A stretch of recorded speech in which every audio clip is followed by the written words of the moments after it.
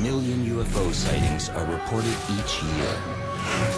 Most can be debunked, but 5% remain unexplained. These are the close encounters.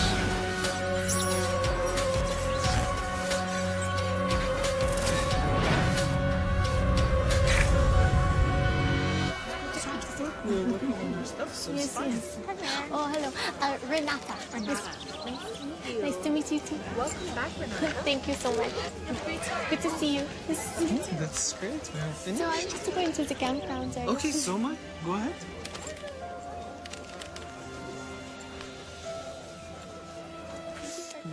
Every summer, thousands of Christian youth like Francois Tantot and Renata Fa gather in central France for a week of prayer and Bible study. Yes, I work out all the time. Taizé is an important religious community. All the witnesses we are going to talk about were there for a gathering, a Christian gathering of the 15th of August. Ciao, Francois. Oh, how are you? Oh, good, yes. Good. Nice to meet you. Oh, sure, yes. They were camping in the vicinity. And some of them were having a sort of gathering around a fire. There's so many spiders out tonight. I hope they do not end up in my tent. Don't worry, there's a tiny little spider sex. What is it, Renata? Nothing, I don't know. What activity should you do tomorrow? Oh, tomorrow I think we're going to be doing some canoeing. Oh, yes. And we're going to be doing, that's going to be in the afternoon. In the morning we're going to... Renata Fa noticed a big star in the sky. C'est quoi ça? I don't know. François Tantot had a very nervous feeling. The sighting attracts other nearby campers. There was another young Frenchman and an Italian young man who was a student there. They described a series of lights on a huge dark mass, like a cylinder or something like that. It radiates a series of unusual beams of light. The beams seemed not to reach completely the ground. The witnesses appear to be confronted by a little-known optical phenomenon called solid light.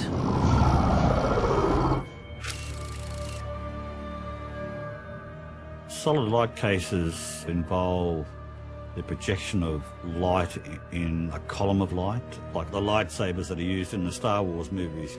Scientifically, it's completely impossible.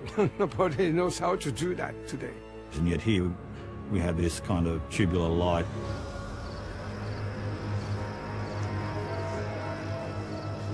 Intrigued, the witnesses decide to investigate.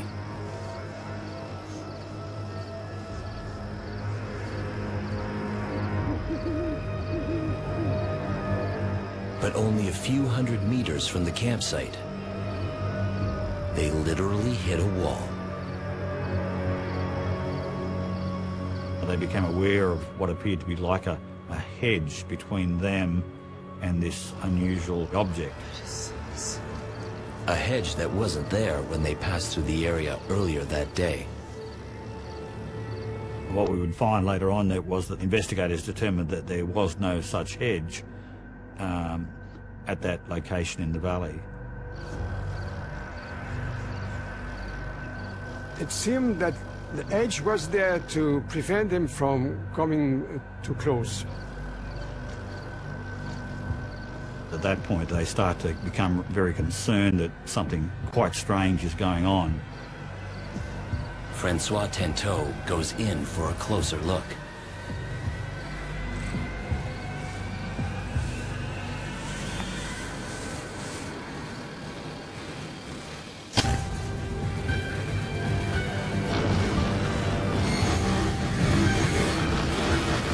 It just got a hell of a lot weirder for them.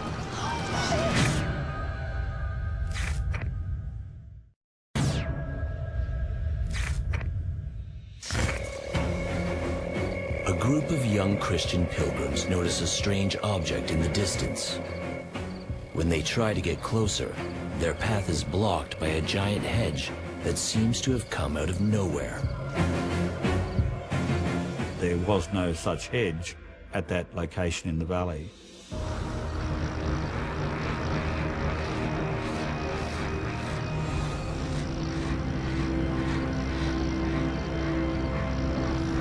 Through the hedge, Francois Tanteau sees a large mound-shaped mass in the shadows. A different object distinct from the main large object that they were heading towards.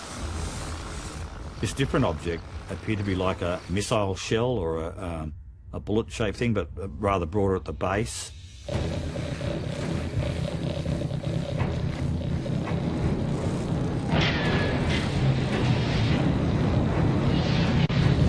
Suddenly, the object becomes fully illuminated, and it's enormous.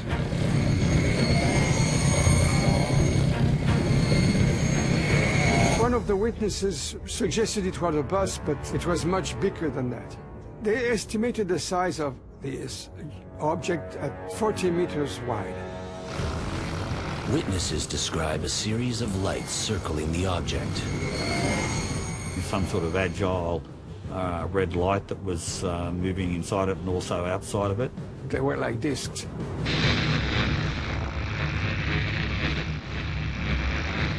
Francois had the idea of flashing light toward the object to see better.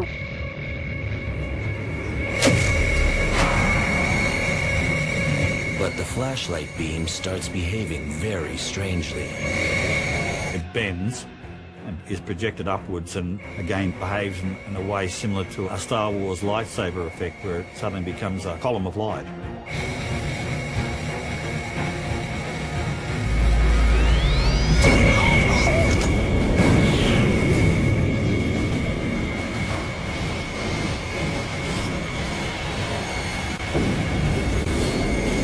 One of the big lights pointed a beam toward them, which blinded them for a while.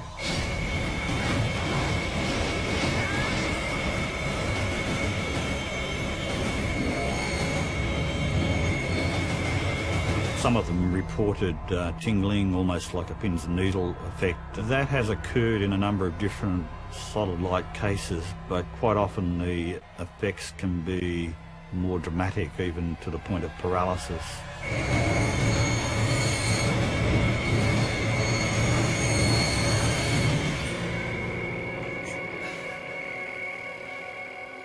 At that point, they became anxious and frightened. Retreat was on their mind at that point.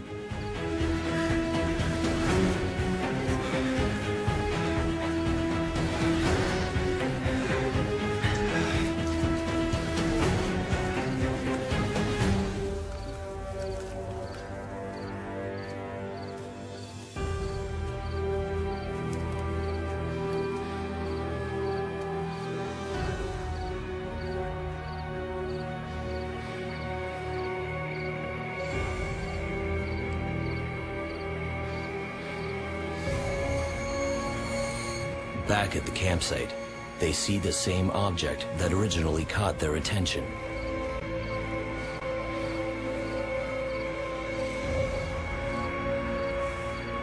The original UFO was still there, and when they came back, they kept observing it.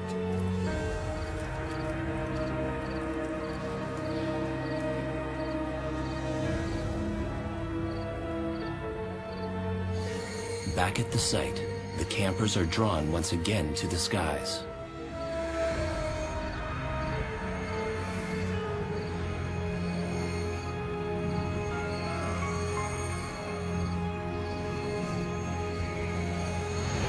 The big object suddenly went off, rather fast, toward the south.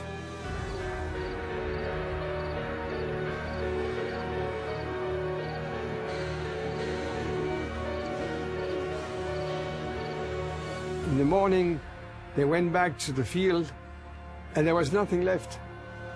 No object, no fence, nothing.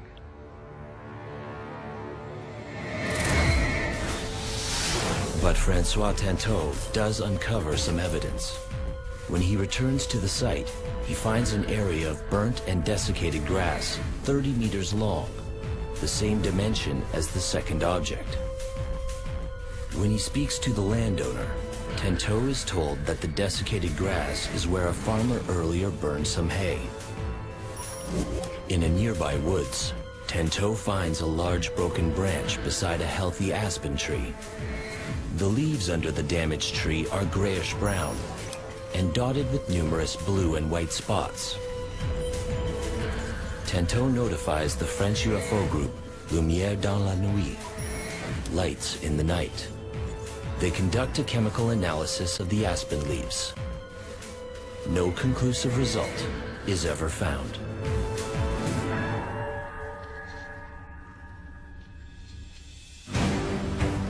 They actually decide to follow this thing.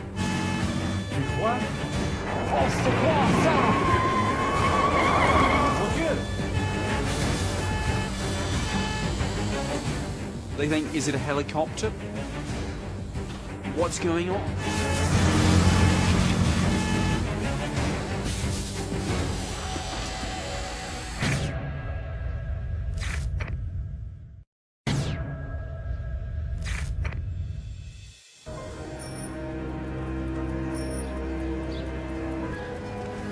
Bonsoir.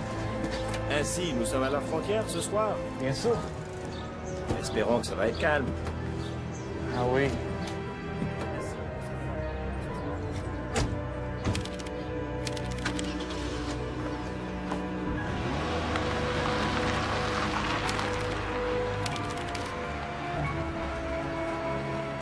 Federal Belgian policemen Heinrich Nickel and Hubert von Montigny begin their evening shift. The night is clear, with excellent visibility. They were on patrol very near the German border, just a few kilometers from the German border, around a small town called Eupen in Belgium. Voiture 16, accident signalé au poste frontière numéro 4. Procédez immédiatement. Bien sûr. Le port central. On y va.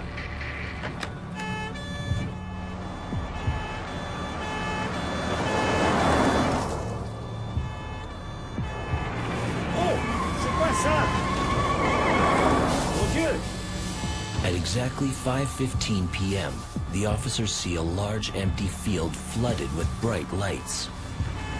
Suddenly, there was this light over this field. It was almost like they were approaching a sports arena or something.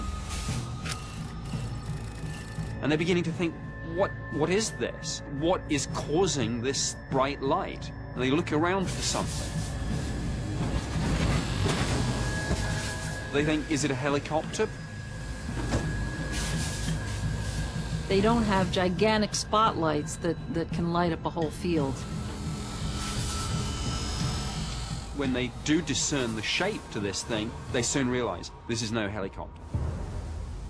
They looked up and they saw this triangular object above the field, 3 bright white lights, one on each corner of the triangle, and a red light in the center.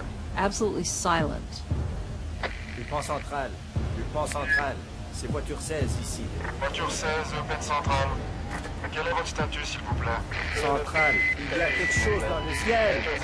When you radio in something like this, sometimes I think people in dispatch think, am I the victim of some sort of practical joke? There's a prank, what's going on here? Dispatch contacts 4 local airports. Each report no unusual activity in the area. Que voulez-vous dire? Je n'ai jamais vu quelque chose comme ça. The object inches ever closer. I don't know quite where they were on the spectrum between fear and wonder, but whatever this thing was, it generated some highly unusual and intense emotions with these 2 men. The mysterious craft then pulls away in a southwestern direction. Their basic instinct here is to investigate. So despite the unease and possibly being confronted by something that may even prove to be a threat, they actually decide to follow this thing. What started as a routine police patrol is now anything but. What?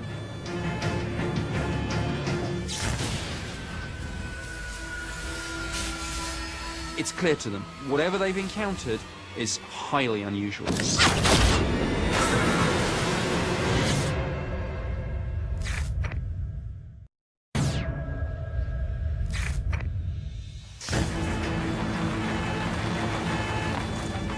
Two Belgian federal policemen encounter a strange triangular craft over a field.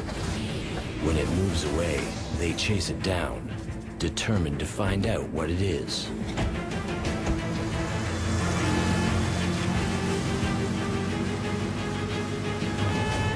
Plus vite! Plus vite! Il faut aller plus vite! D'accord.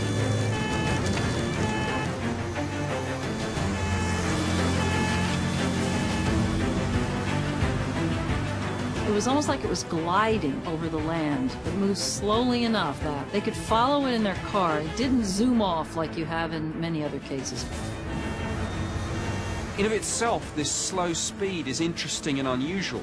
If you're confronted with an aircraft, you would expect this thing to be traveling at several hundred miles an hour.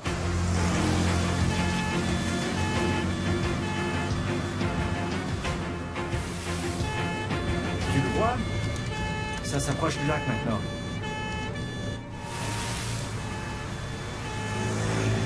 They followed the object to a lake right outside of town.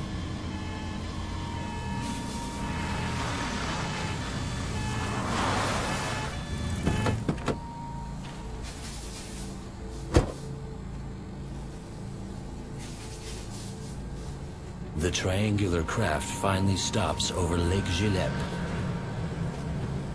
At this point, the UFO is about 300 feet away from them and 250 feet above the water.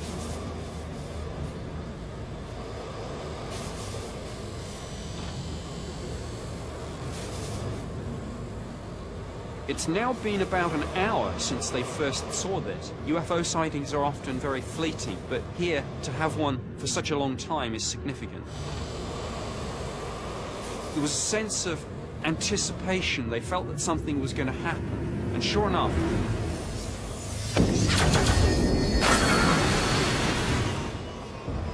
This red light ball is the best way to describe it. A red round thing that looked like a ball of light was kind of shot out from the craft and then came back to the craft. They described it as looking like a diver that had like some kind of an underwater gun that they might fire out that had a string attached to it to try to catch a fish or something, and then they would pull it back in. Very hard to know what this red light ball thing was doing. Possibly it's some kind of observation probe that they were sending out to check something out about the water. It's pure conjecture. is it surveying the area? Is this some sort of a grid search? What's going on? Just when they think it can't get any stranger, it does. A second craft appears, almost identical to the first one. The second craft comes in on a tilted angle, exposing the upper side of the fuselage. They could see a dome on the top and what looked to them like windows. The moment you talk about windows, you're dealing with the concept of, well, if there are windows, there are occupants. And at that point, it tilts. It almost nods at the witnesses. They describe it like it wants to be seen. It wants them to see it. It's almost acknowledging their presence.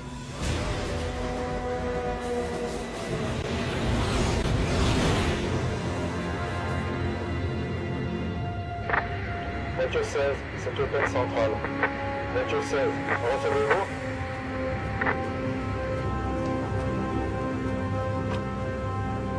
Voiture 16, allez-y. Voiture 16, sachez que nous avons une autre localisation. Cette fois, dans la zone Henri-Chapelle. Throughout the night, calls keep coming in for similar sightings across the region. Voiture 16, nous venons de recevoir un troisième et quatrième rapport de policiers dans d'autres régions. On y va. By the time the evening was over, there had been hundreds of witnesses to these events. That first night alone, there were estimated about 1,500 witnesses. These sightings became known as the Belgian Wave. Now, a wave is a term used to describe an event where there's not just one sighting or a couple, but sightings coming in from a wide variety of locations that are perceived to be linked in some way.